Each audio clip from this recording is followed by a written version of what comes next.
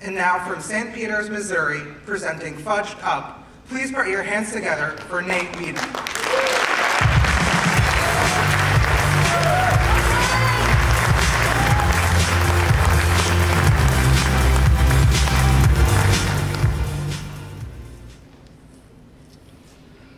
Hello everyone, do you like fudge? Well, my business is called Fudged Up, and I sell organic fudge spreads. A fudge spread is simply spreadable fudge. So it's similar to products like Hershey spreads and Nutella, only Fudged Up has a variety of fun and exciting flavors that you will never find anywhere else. And most importantly, it's made with premium organic ingredients, and it has around 30% less sugar than its competitors. And this is what makes Fudged Up the fudge you can feel good about. So thank you everyone for being here. My name is Nathan, and I'm the owner and founder of Fudged Up. I've given you judges a sample of my product, so I encourage you to try it, and I hope you like it. The bigger jar you see is what my actual product will look like. That's my 1 10-ounce unit. And for everyone out here, there's samples afterwards. So you're probably wondering, how did I ever come up with this idea to start an organic fudge spread business? So this chocolate recipe originated from my family. And it was something that we made around Christmas time, and we would give out to all of our friends and relatives. And everybody loved it, and they would always ask us for extra jars. And so we would be busy in the kitchen before Christmas making jars and jars of fudge. And so it's something that's special to me because of those memories and this family tradition. But then I also realized it just tastes really good, and everybody loves it. And so I could probably sell it just because of that. But then I realized that there's also a need in the marketplace for something like an organic, healthier version of food spread. So on all those options of food spreads you can find, where's the organic option? And so that's where I made Fudged Up. I made this recipe organic and have less sugar than competitors. And that's how I came up with Fudge Up, the fudge you can feel good about. Just a couple things that make my product stand apart. It's organic, it has less sugar, it's nut-free, it's gluten-free, and there's a variety of fun flavors too. So from this one recipe, I came up with a variety of fun flavors. So my business is like the Ben & Jerry's of food spreads because there's always going to be fun and exciting flavors. So that leads to my mission statement, which is to provide delicious and never boring fudge spreads made with only the best organic ingredients.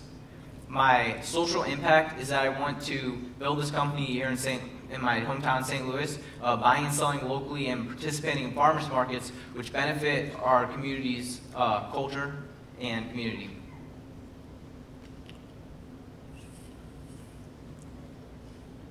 So a description of my product is the 10-ounce jar, which is the bigger jar. It comes in a variety of flavors, toffee nut, cinnamon, cherry chocolate, and salted caramel. And it goes great on just about anything. You can dip pretzels in it, spread it on fruit, or sometimes you'll find yourself just eating it with a spoon out of the jar. And that was definitely my experience as a kid, eating this fudge.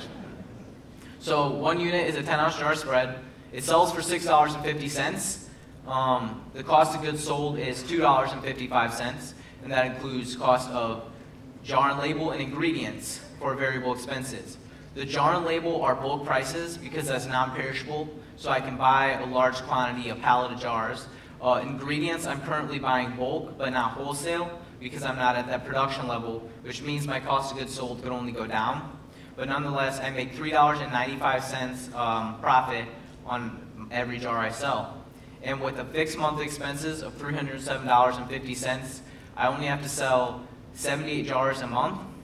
And one thing I'll mention is my rent is only $100, and I'll be able to produce at a commercial kitchen because someone I'm related to is letting me use part of the commercial kitchen for only $100 a month.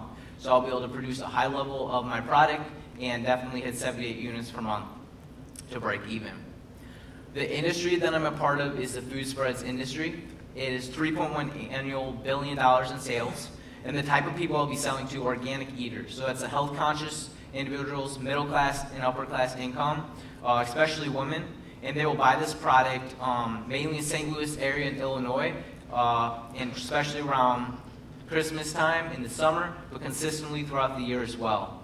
And it's a health-conscious younger people that want a more nutritious, but also a good tasting snack. So I have a Fudged Up website. It's fudgeupspreads.com, and you can find information about my product and where I'll be located and how I'm doing. Currently, I'll mention, right now I'm selling privately, so I don't have well, this summer I wanted to start selling in grocery stores and farmers markets. But then I realized the food industry is very regulated, and I wasn't able to jump right into that. So currently, I'm just selling privately to individuals. As soon as I can put aside enough money, I will definitely start this business and get the permits and licenses to do so. And I hope to be in farmers markets and grocery stores.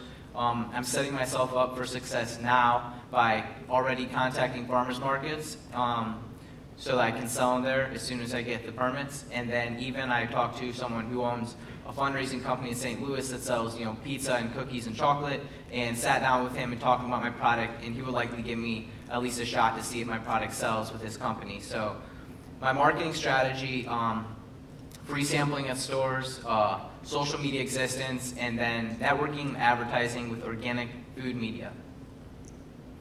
My competition is primarily Nutella and Hershey spreads, but neither of them are organic. They don't have the fun variety of flavors that I have, and they both have artificial ingredients. My qualifications, my work experience shows that I'm a hard worker. I've been working since I was 15, and I've had 5 jobs, so I'm a hard worker.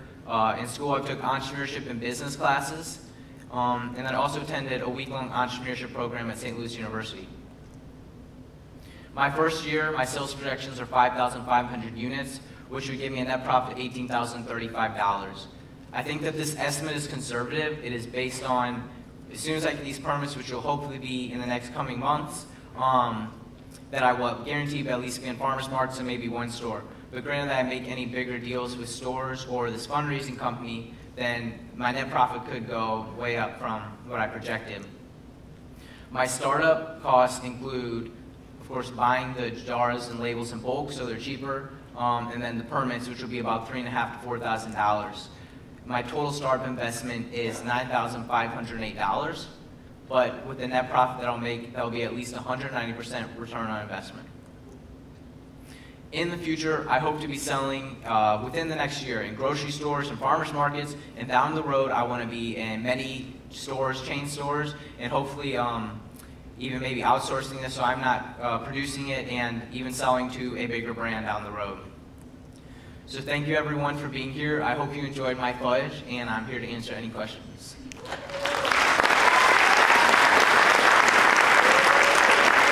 Thank you, Nate. That was a wonderful presentation. Judges, take it away. You now have 6 minutes to ask Nate some questions. I'm curious how you came up with the flavors, and if you did any market research to find out which kind of flavors people gravitated towards. Okay, for flavors, I kind of went with what I thought I could make a good tasting organic product, and I always am listening suggestions for people.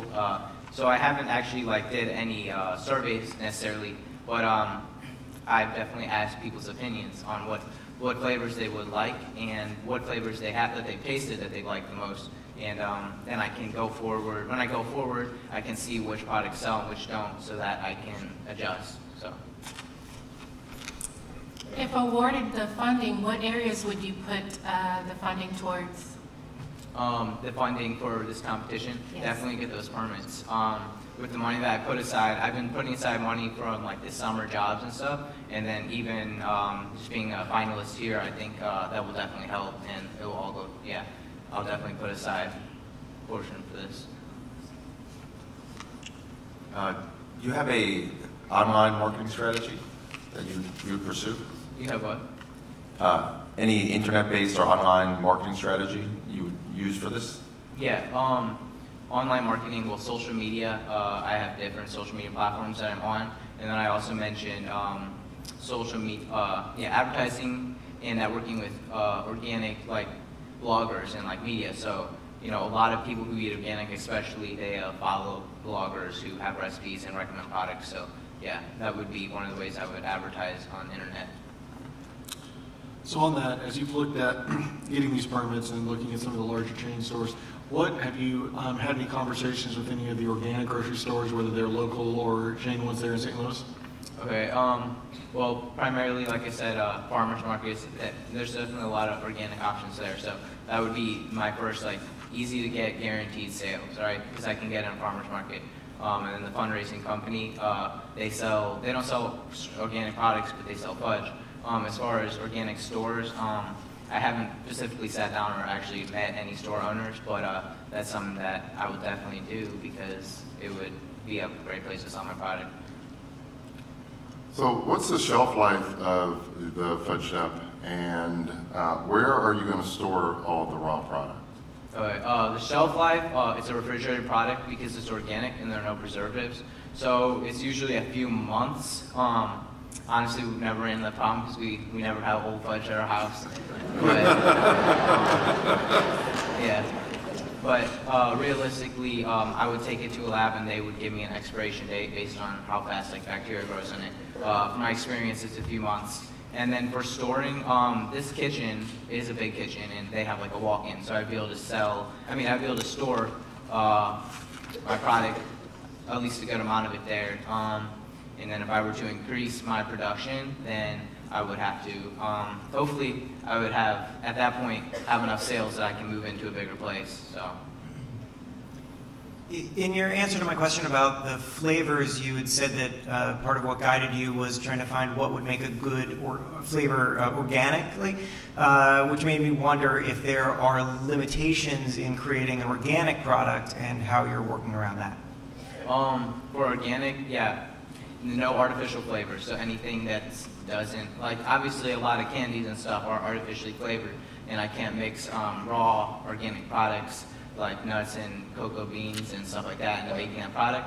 But I think I still have a wide variety of potential with organic products, and there's a lot of great natural ingredients that I'll be able to make products with. So. Have you already done taste tests alongside of Nutella and Hershey's? Excuse me? Any taste tests? Like have you? Oh, taste tests. Yeah. Okay. Yes. For a while, like I said, I'm selling privately, so I don't have a ton of sales. But whenever usually almost always when I sell, I ask them like, what do they like, and do they like this better than Nutella, and would they buy this compared to Nutella? Because the price is slightly higher.